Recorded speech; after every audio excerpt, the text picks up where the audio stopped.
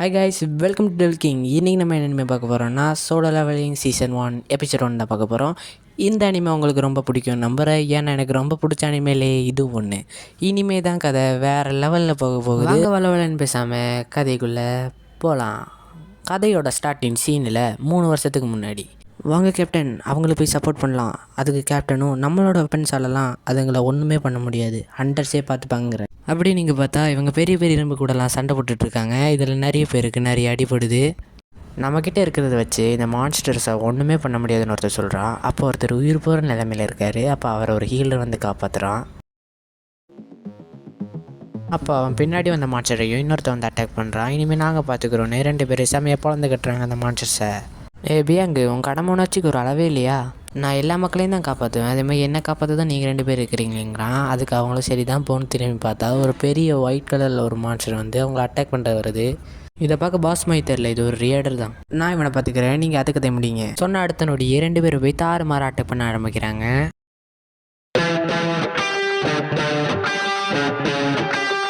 ஒரு வழியாக அதை கொண்டுறானுங்க. அதே மாதிரி நிறைய கூட்டம் வருது. அப்போ இதுவும் லீடர் இல்லையா, அப்போ ரொம்ப இன்ட்ரெஸ்டிங்காக தான் இருக்குதுன்னு சொல்லி சிரிக்கிறான். இவங்க இங்கே அட்டாக் பண்ணிகிட்டு இருக்க நேரத்தில் அதே மாதிரி நிறைய கூட்டம் இங்கேயே வருது. இவரும் அவருடைய ஃபயர் பாலெல்லாம் யூஸ் பண்ணி பார்க்குறாரு, ஆனால் ஒன்றுமே ஆகலை. இங்கேயே இந்த சீனை கட் பண்ணி இதெல்லாம் 10 வருஷம் முன்னாடி தான் ஆரம்பிச்சதுன்னு காட்டுறாங்க. காலத்தில் நிறைய கேட்ஸ் ஓப்பன் ஆச்சு. அதுக்குள்ளேருந்து வந்து இந்த மான்ஸ்டர்ஸ் அதுங்களை வந்து நம்ம வச்சுருக்கிறது மாதிரி சாதாரண வெப்பன்ஸாலலாம் அழிக்க முடியாதுங்கிறதுனால தான் ஸ்பெஷலாக அவைக்கானவங்க இருக்கிறாங்க. அவங்க தான் ஹண்டர்ஸ். அவங்களுக்குள்ளே இருக்கிற மேஜிக்கை பொறுத்து ஒருத்தவங்களுக்கும் ஒரு ரேங்க் கிடைக்கும். ஒருத்தவங்க ஒரு வாட்டி அவை கைட்டாங்கன்னா அவங்களோட எபிலிட்டியை அதிகப்படுத்தவே முடியாது. அப்படியே 3 வருஷத்துக்கு அப்புறம் இப்போ ப்ரெசென்ட்டை காட்டுறாங்க. சவுத் கொரியா சியோவில் ஒரு புது கேட் ஒன்று ஓப்பன் ஆகிருக்குது. அந்த கேட்டில் உள்ள மான்ஸ்டர்ஸ் அழிக்கிறதுக்கு ஹண்டர்ஸ் வந்திருக்காங்க. எனக்கு கல்யாணம் ஆன பிறகு நீ வரமாட்டேன்னு நினச்சேன். என்ன பண்ணுறது, எனக்கு 2வது குழந்தை பிறக்க போகிறதுனால எனக்கு நிறைய காசு செலவாகும். அதனால் இந்த மிஷனை முடிச்ச காசு தருவேன்னாங்க. அதனால தான் வந்தேன். இப்படி இவனுங்க 2 பேரும் இங்கே பேசிகிட்டு இருக்க நம்ம கதையோட ஹீரோவான நம்ம சஞ்சின் ஓவர் இந்த வாட்டி நீங்கள் தான் என்ன பார்த்துக்கணும் அப்படின்னு ஹீரோ சொல்கிறான். இந்த கிம்மு யார் இவன் அவ்வளோ ஸ்ட்ராங் ஆனவனா?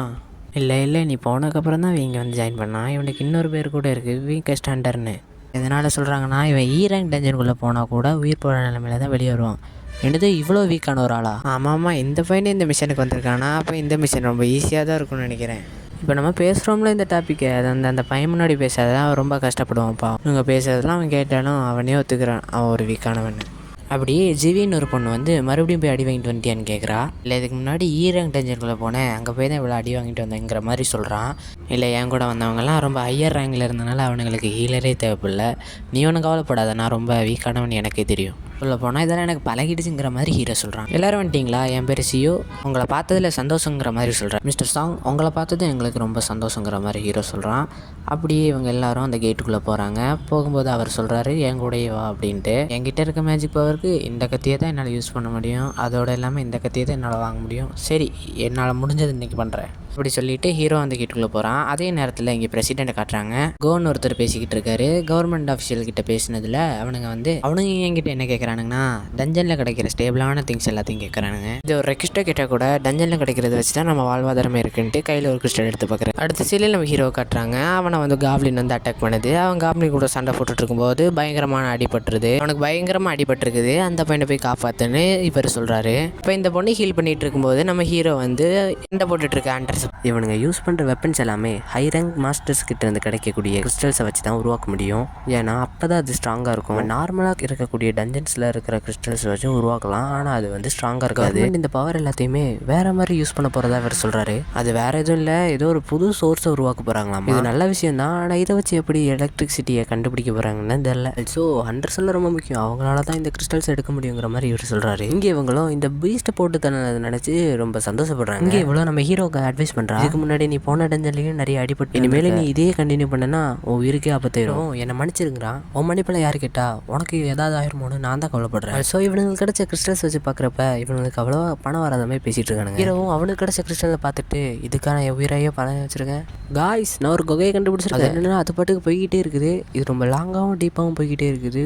ஒருவேளை இது டபுள் டஞ்சனா? ஏன்னா நம்ம பாஸ் போட்டு தந்ததுக்கு அப்புறம் கூட இந்த டஞ்சன் க்ளோஸ் ஆகவே இல்லை. அப்போ நம்ம என்ன பண்ணுறது? டஞ்சன் அசோசியேஷன் போய் இன்ஃபார்ம் பண்ணலாமா? மிஸ்டர் சாங் இனி நம்ம அப்படி பண்ணோம்னா இனி ஒரு ஹண்டர்ஸ் கிட்ட அவனும் கிட்ட கிடைச்சது எல்லாத்தையும் கொடுக்குற மாதிரி இருக்கும். இது ஒரு டீரங் டஞ்சனாக இருக்கனால எனக்கு ஒரு பிரச்சனை இல்லைங்க மாதிரி இவர் சொல்கிறான். ஆமாம், எனக்கும் ஒரு பிரச்சனை இல்லை, இவனுக்கு குழந்தை பிறக்க போகிறதுனால இவனுக்கு நிறைய காசு தேவைப்படுறதுனால எனக்கு ஒரு பிரச்சனை இல்லை அப்படிங்கிற இவர் சொல்கிறாரு. அப்போ எல்லாரும் ஓட் பண்ணலாம். எல்லாரும் ஓட் பண்ண ஆரம்பிக்கிறாங்க. கடைசியில் 6 கார் வந்து நிற்கிது. சஞ்சினுவோ நீ சொல்கிறதுல தான் இருக்குது. ஆமாம், இந்த டஞ்சன் ரொம்ப ஆபத்தானது. என் அப்பா மிஸ் ஆனதுலேருந்து என் ஃபேமிலியை நான் தான் பார்த்துக்கிறேன். அதனால் எனக்கு நிறைய காசு தேவைப்படும்.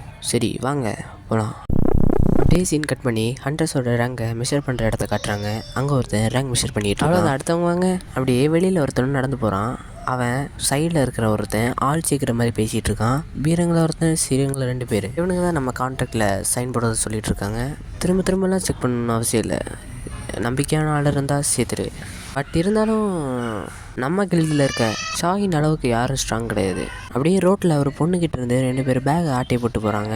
அவங்ககிட்ட இருந்து இந்த பேகை பிடுங்கி அவள் ரொம்ப கெத்தாக நின்றுருக்கா. அப்போ தான் தெரியுது இவ தான் அந்த ஷாஹின்னு. பேகை பலி கொடுத்த பொண்ணும் வந்து தேங்க்ஸ் சொல்ல. அவள் தான் தெரிஞ்ச உடனே கூட்டம் வர ஆரம்பிக்குது. அவங்ககிட்ட இருந்து எஸ்கேப் ஒரே ஜம்பில் எஸ்கேப் ஆயிடுறா.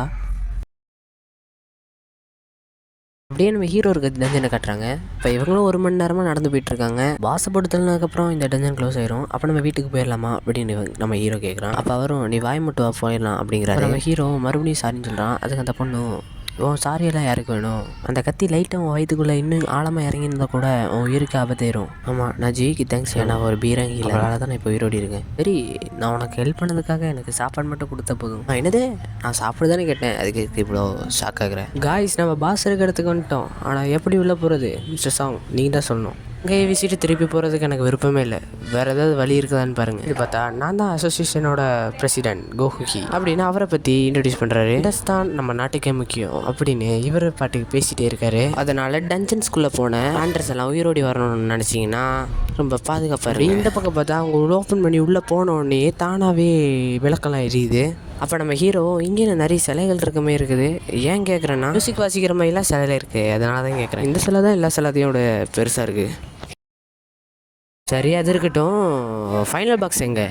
இது ஒரு மேஜிக் சர்க்கிள் தானே மிஸ்டர் சாங்? ஏஷியன் லாங்குவேஜில் எதோ எழுதியிருக்கு. என்னது காரர் ரவுண்டபிளோட கட்டளைகளா இப்படின்னு அதில் இருக்கிற எல்லாத்தையும் படிச்சுட்டு இருக்க. இந்த பொண்ணு நம்ம ஹீரோ கிட்ட செஞ்சிடுவோம், இந்த சிலையோட கண்ணு அசைகிறத நான் பார்த்தேன் அப்படிங்கிறா. கட்டளைகளை மீறினா இந்த இடத்துலேருந்து நீங்கள் போகவே மாட்டீங்க. இந்த இடத்துல நம்ம மாட்டிட்டோமா அப்படின்னு ஒரு பொண்ணு கேட்குறா. நான் அந்த அப்பவே சொன்னேன்ல உங்ககிட்ட, இப்போ பாருங்கள் வசமாக மாட்டிட்டோன்னு. அவன் வந்து அந்த டோரை டச் பண்ண உடனே தலையை துண்டை விட்டிடுது அந்த சிலை. அப்போ தான் இவங்க எல்லாருமே ரியலைஸ் பண்ணுறாங்க இவங்க ஒரு பெரிய பிரச்சனையில் வந்து மாட்டிட்டாங்கன்னு. ஈராங்கில் இருக்கிறவனையே ஒரே ஸ்லாஷில் கொண்டுடுச்சுன்னா அப்போ ஈராங்கில் இருக்க நான்லாம் ஏமாத்துறோம் அப்படின்னு நம்ம ஹீரோ நினச்சி பார்க்குறான். இங்கே இருக்கிற சிலையாலெல்லாம் நகர முடியும்னா அப்போ கண்டிப்பாக அதாலேயே முடியும். கையில் நான் சாகிற நிலைமைக்கு நிறைய வெட்டி போயிருக்கேன். அதனாலேயே மற்றவங்க பண்ணுறதை நான் நல்லா நோட் பண்ணுவேன்.